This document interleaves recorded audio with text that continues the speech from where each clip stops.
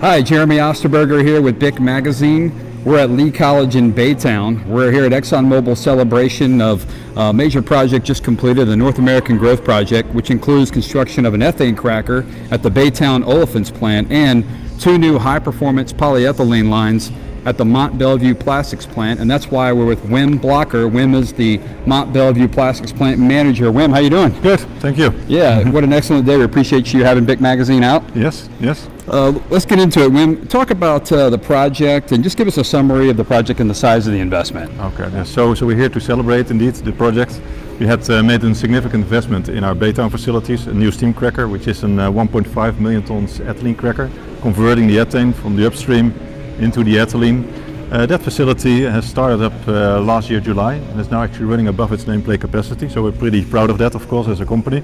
Yeah. And that ethylene that flows actually into my facility, so I'm as you mentioned, the Mont Belvieu plastics plant manager, and we convert it all over in plastics, so high performing polyethylene.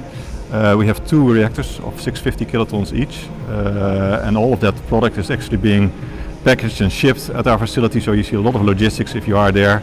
And it's a huge investment for our corporation. We're very proud of that. Unbelievable. So let's talk a little bit about that investment. So this is one of 11 that fall into ExxonMobil's $20 billion Growing the Gulf initiative. Correct. How does this project fit in with that initiative? It's actually been one of our first ones, and actually also the biggest one for a long time, that we have invested such a big investment in the Gulf Coast. So it fits pretty perfectly in our strategy there to grow the Gulf further. As you mentioned, the $20 billion of investments are foreseen to be happening there.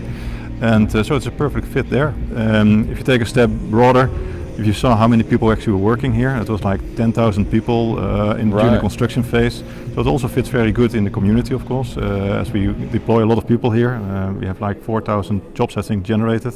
And those are permanent jobs, about 4,000 permanent jobs. Yeah, and out of that we have something like, say, 350-ish at our sites permanently. So there's a lot of employment and community awareness in that regard as well with these projects. Yeah. And with this expansion, Wim, how much polyethylene is added to the capacity?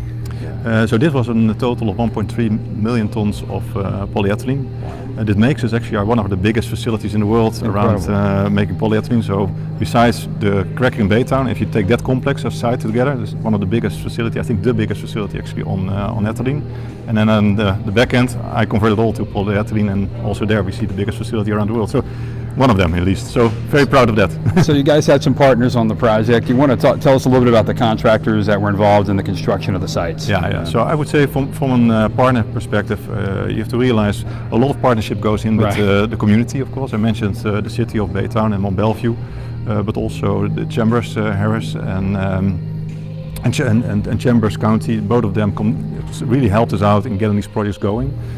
If you look to contractors, a lot of contractors that worked on this project. A long list. Yeah, long list. But key ones were, I would say, Linde, and then we had Bechtel, MHI, and several others, to be honest. So another thing you see when you're touring the site is the automation and the technology that went into that. Can you comment a little bit about that, and what does it take to run a modern site like this? Yeah, it's amazing. I think if you compare that a few years ago, you see a lot more automation at these facilities. Just looking at the cracker, actually this morning we did a big tour there.